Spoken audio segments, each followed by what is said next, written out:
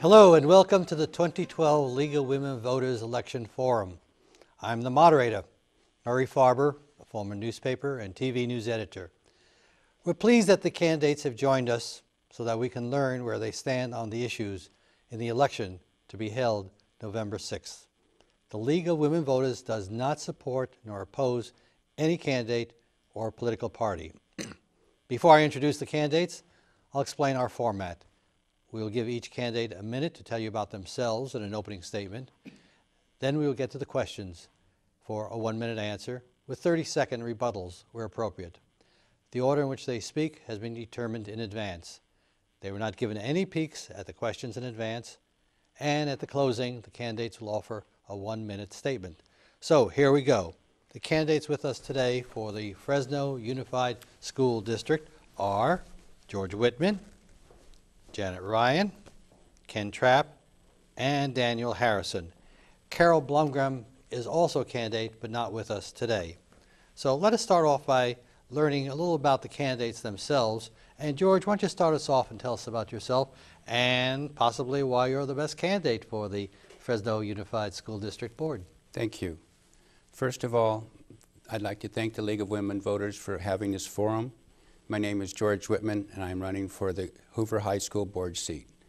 I have a commitment to improve all of our schools, first to the students, and then the teachers, parents, and community. I've been involved in finance for over 30 years, the only person either presently on the board or a candidate that truly understands financial statements. Community members have encouraged me to run for the school board. Before deciding to run, I began attending school board meetings in January.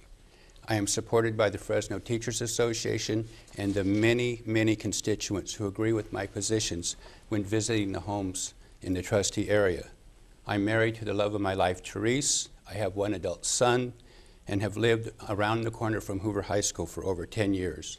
I've been actively involved in working to improve the lives of children all of my adult life.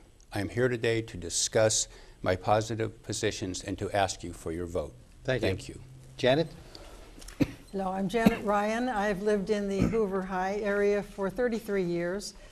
2 of my daughters graduated from Hoover High School. I was asked to run for the board 8 years ago by several members of the community because the school district was on the verge of collapse. They were on the verge of bankruptcy. The state was about to take them over for finances, and things were in quite a mess. Technology was literally the worst in the state, and many other things were going wrong. People were not working together. So in the 8 years that I've been on the board, we hired good people. People are working together again. Finances are not only, the budget is not only balanced, we are the envy of districts all over the state. And around other parts of the country as well, who have heard of the great things that we've done in Fresno Unified. And technology is one of the best in the state now. And of course, that's something that our children will always need in their occupation. So I ask for your vote. Thank you. Ken? Yes, my name is Ken Trapp, and I've lived also in the Hoover District for over 40 years. I've had my 2 children, which are adult now, have both graduated from Hoover High School and gone through Fresno Unified Public Schools. I have experience as a teacher for 25 years. I understand what's going on in the classroom. I also served as a Chief Warrant Officer in the Naval Reserves and retired from that. I've served on school site councils, and also I was the first PTA president of Manchester Gate School. So I've had experience with teachers, I've dealt with administrators, and also with parents and students. And I would ask for your vote. Daniel? Hi, my name is Daniel Harrison. I'm running for Fresno Unified School Board. And as you can see, after hearing my fellow candidates, I'm sure you can tell that I'm young. And I'm proud to be young. I'm a 21-year-old concerned about the direction that this country is going for my generation. I'm deeply concerned, and as I've been walking the district, as my volunteers have been going through the district, talking to parents, talking to teachers, talking to administrators, we've heard the same message. The message has been that my candidacy is inspiring to those people. They see a young person with a vision, a young person with plans to get to that vision, and they see someone who can bring a perspective of managerial experience that does not exist on the board or with my fellow candidates. It's a new perspective of leadership that I offer, and I have solutions to the problems that we face in a 21st century approach. Unlike my opponents, like I've already said, I'm young, I'm proud, and people are happy to cast their vote for me. Thank you. There's really a long list of challenges that you can prepare in talking about the school district. But let's talk about what you see as the top two challenges that you see, and how would you go about repairing them, doing something about it? Janet, do you want to start us off? Well, one of the challenges that we have, and it has always been here and it will always be the top one, is children must be able to read at grade level by the 3rd grade, because it's something like 4 out of 5 who are not able to read it at grade level by the 3rd grade never do.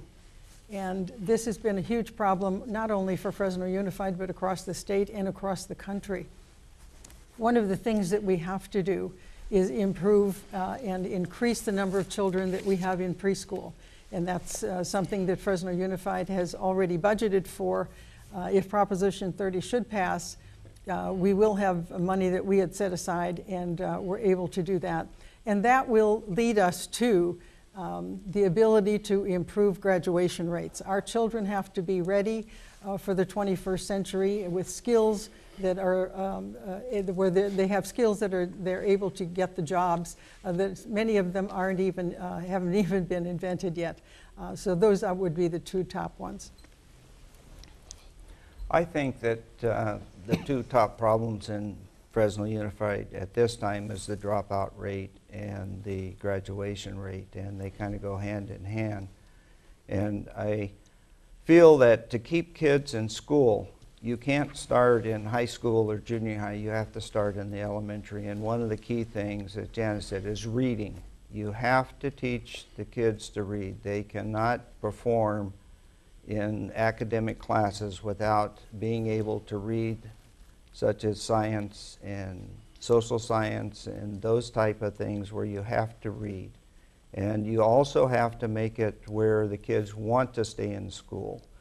If you're just teaching the test, that gets pretty old pretty quickly. So I think that you need to have the arts, the sports, the technical, the IT type classes, industrial arts, to draw these kids in and keep them involved in school. I think the top 2 problems facing Fresno Unified is the growing dropout rate and the growing bullying rate. I think, just like my counterparts have said, we need students reading by the end of the 3rd grade. Over the past few years, I've done many economic reports, and one of the reports I did was the correlation between 3rd grade reading levels and dropout rates and prison rates down the line. A student who is not reading at grade level by the end of the 3rd grade is directly correlated, the amount of students at that level are directly correlated to the amount of students who wind up dropping out down the line. That's a problem that we need to address. The other problem that we need to address is bullying. Bullying is a growing epidemic across this nation, and we need schools to be the safest place for a student to be. The safest place for a student to be should be their home.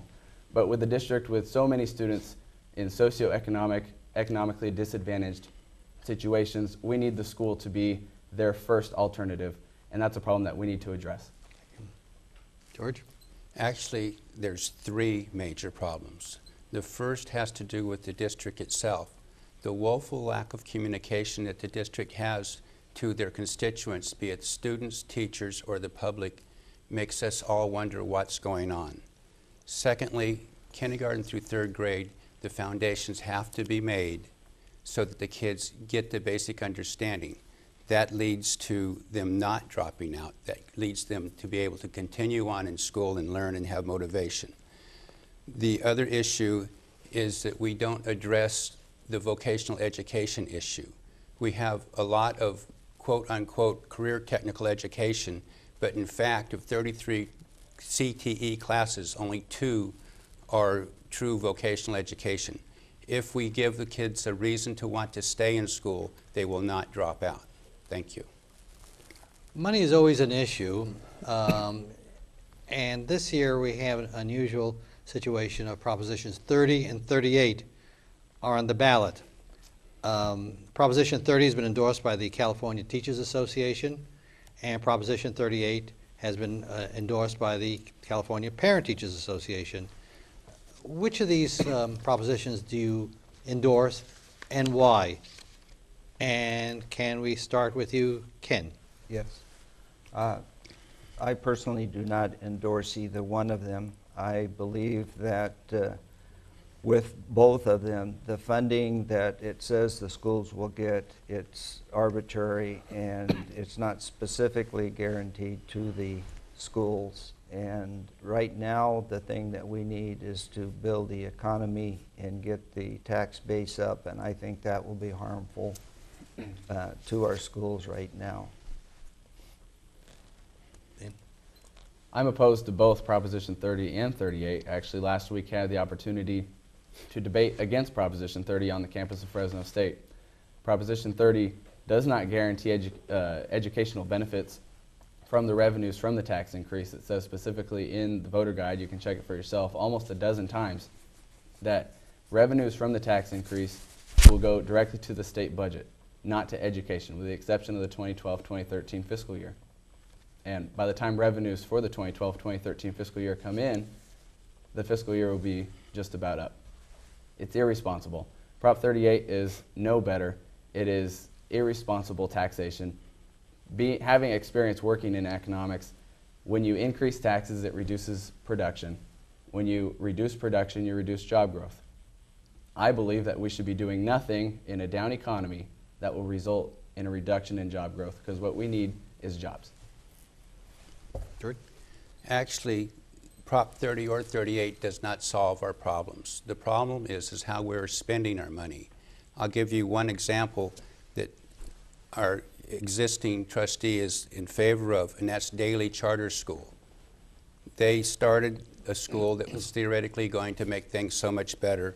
They moved 200 kids out of a school that was non-performing, spent $600,000 remodeling a school to bring in some kids that are going to succeed. Well, they did. They have 140 students in a 29,000 square foot facility with an annual rent that they're charging of 4.5 cents a foot. The rental rate for anybody else is 20 times larger. They pay 20 times larger. They have 21 teachers for 140 students. The funding is $12,700 per student. It's almost 50% more than Fresno Unified spends on all their other schools. Now, it's a charter school.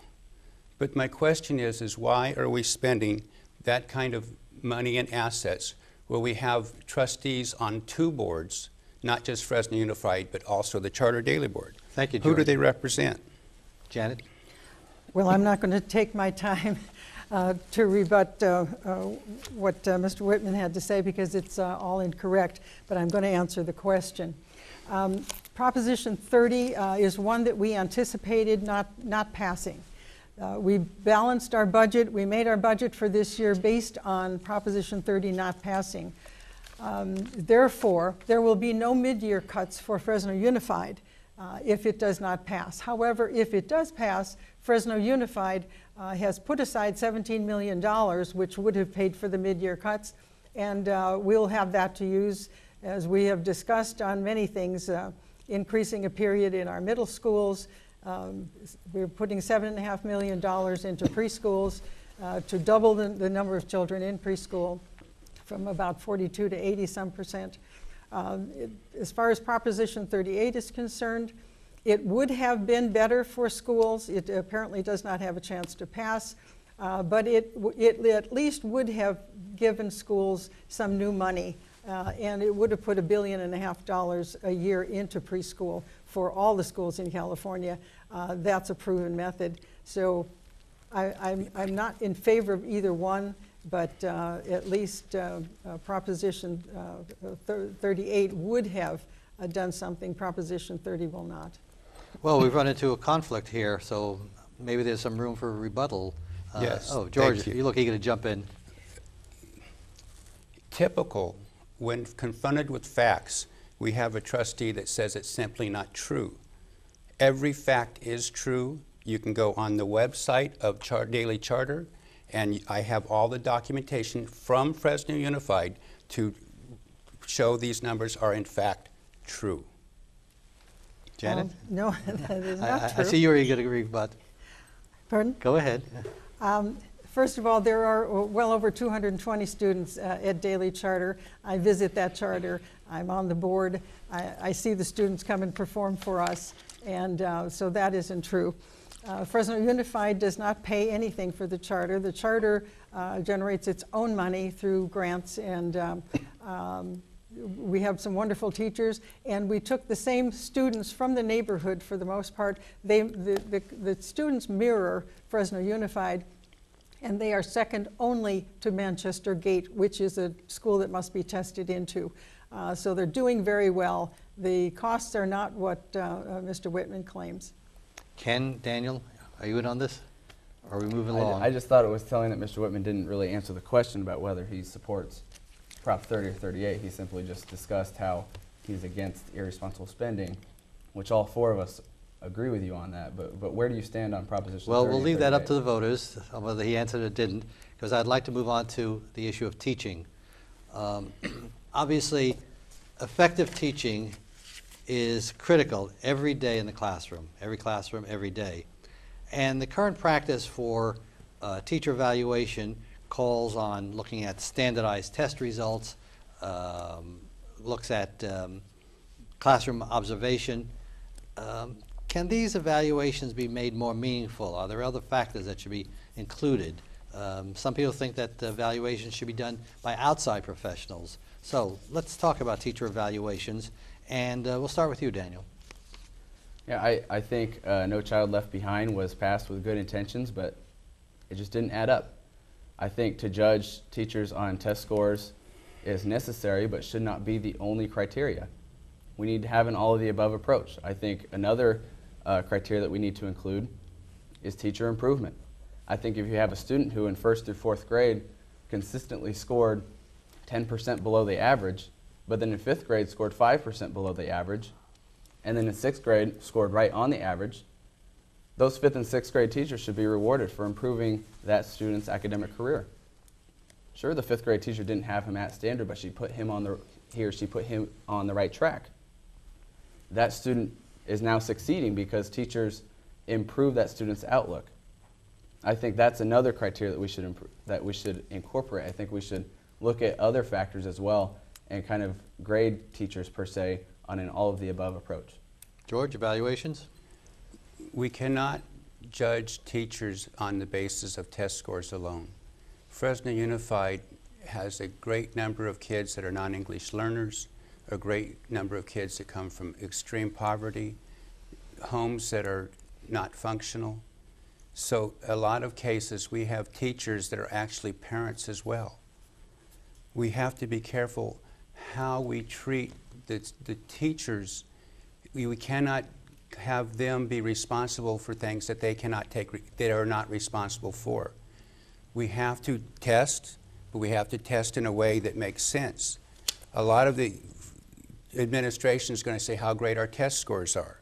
Well, when you do an analysis on some of these test scores, I did STAR for 2012 as an example, and you'll find some of the testing at the rate of their improvements, the kids will never, ever be able to meet the test scores at the rate of the growth that Fresno Unified is now having. Anything you want to add? Okay. Let me move on to, I don't think you aren't we all had a gonna chance answer yet. that Go question? ahead. No. Okay, Janet, do you want to talk about evaluations? Yes. We do evaluate teachers on the basis of many things. There are 5 standards for the teaching profession. written by the state of California, and teachers are evaluated on all 5 of those standards on a regular basis. The principal's job is to go into the classroom and evaluate teachers, but the evaluation is not to catch teachers doing something wrong, it's to help them get better. So that if a teacher is not meeting a particular standard or standards, the principal can intervene. We have many different types of peer interventions and things that people can do to help teachers get better. As far as test scores, you have to have some measure that you evaluate teachers on, and certainly test scores should not be the only measure, but we have to consider the test scores, the graduation rates, many other things, and we do take all of those into consideration when evaluating a teacher. Ken? I feel too that test scores are a part of the evaluation, but it should not be the major part of the evaluation. It's a way of finding out if a student is progressing, and I think that's one of the key things that you need to look at, as Daniel said, that you need to see an improvement. If a teacher is bringing that student higher than he was in the previous grade, then that teacher must be doing the right things because he is lifting up those. And not just on 1 and 2, look at the class as a whole and see how the class is doing. You also, I know that a lot of teachers have problems with the evaluation with the principals, and I think that the teacher should also have an opportunity to opt to have someone else come in and evaluate that class without having to fear what the principal would do if they're asked not to have somebody else come in and actually do the observation. Attending school board meetings, I've heard lots of discussions in regard to the dropout issue. Some people say that there is a high dropout rate because of the lack of vocational training opportunities. Others say it's we're too college-based in our curriculum. Meanwhile, there are neighborhood school districts that strengthen their career technical training opportunities to meet the demands of local employers. So let's talk about this area. What should school board members be doing to move the district in the direction of more career training? And I guess we start now with George. Thank you. My favorite topic. Let me put it in perspective. There's 30% of the kids that are dropping out that say, I'm not going to college or for whatever other reason. We have to give them a reason to want to stay in school. One of the key components of that is having true vocational education. And let me put it in perspective. Fresno Unified's dropout rate is 30%, Clovis Unified's is 7%. Part of the reason why is Fresno Unified has 9 units of auto shop, 3 units of carpentry. Clovis has 20 units of auto shop, 20 units of carpentry, and 20 units of agricultural construction with a focus on welding. We have a whole bunch of children that are saying, I want to stay in school because I have a reason to stay in school. If you explain things to the kids, they will stay and they will learn. Thank you. Well, I'm certainly glad that Mr. Whitman brought up carpentry because that gives me an opportunity to give a great example. I've spoken to the folks at the union, Carpenters Union, and they tell me that the Carpenter's Manual is written at a second-year college level. Now, if we are not teaching our children to read at a college level, how are they going to become a carpenter? That would be the first thing. We have career technical education courses. Part of the problem of children wanting to take those courses was that they were not A to G compliant, and that's just a technical term for being ready for college, having college classes in high school that prepare you for college and help you get into college. So we have gotten 50% of our CTE classes college compliant now, or A to G compliant, so that they will count for not only for CTE, but for students who are going into college. And the graduation rate is 73%, certainly not high enough, much better than it was 8 years ago, needs to get better, no question. Ken? I think it comes back again as far as the dropout and the technical classes that are given. The students still have to be able to read. It has to be geared that you're going to teach those students to read. Once they can read, then they can perform in the other classes. Now, I was a building contractor for 10 years. I know that there's jobs out there, and I think the schools need to not concentrate so much saying all the students are going to college, that they need to gear them for those that would like to go into the trades and learn something when they graduate, that they can go out and earn a living and be successful in society and start paying their taxes to support the schools. Dan? I don't think it's realistic to say that every student is going to go to college, but we as a school board need to give every student an opportunity to choose to go to college. We should leave those students with no doubt in their mind that we expect nothing less of them than a diploma in their hands. And we can do that by strengthening our vocational education program, but we can't just do that. We need to strengthen our K-3 program. It needs to be an all-of-the-above approach. What that does is we start students off at the beginning of their educational career on the right track. And then the students that fall behind, we have a way out for them so that they can not just drop out of high school, but stay in high school and learn a vocational skill so that they can contribute to society just like someone else. That's what we need to be doing. It can't just be one thing or the other. It needs to be an all-of-the-above approach because if we just focus on one, then our dropout rate is going to fluctuate, and we can't have that. We need to have short-term solutions and long-term solutions so that we can have a steady rate of dropout rate reduction. At the outset, I acknowledge that there are lots of challenges, and there are so many that we didn't get to today, everything from preschool and its costs to issues involving English learners, but we're running out of time. So let's do a wrap-up, give you a chance to summarize, and let's start in reverse order. So Daniel, why don't you go first? All right. My name is Daniel. I'm a young American concerned about the direction this country is going, and I'm tired of the fact that my generation is getting screwed over. I know that on the school board I'm not going to change the course of the country, but what we can do as a Fresno Unified School Board is we can take action that other neighboring school districts look at and say, wow, we should do that too. And what we can do is we can reform education the way it should be done at the local level. What we can do is we can do reforms that benefit Fresno students. It isn't Sacramento telling us how to teach a student. It isn't Washington, D.C. telling us how to teach a student. It's Fresno leaders telling Fresno teachers, giving them direction on how to teach Fresno students.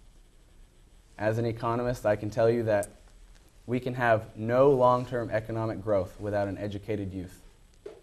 Our job in this valley is to set up the Central Valley's economy for success. Thank you. Ken?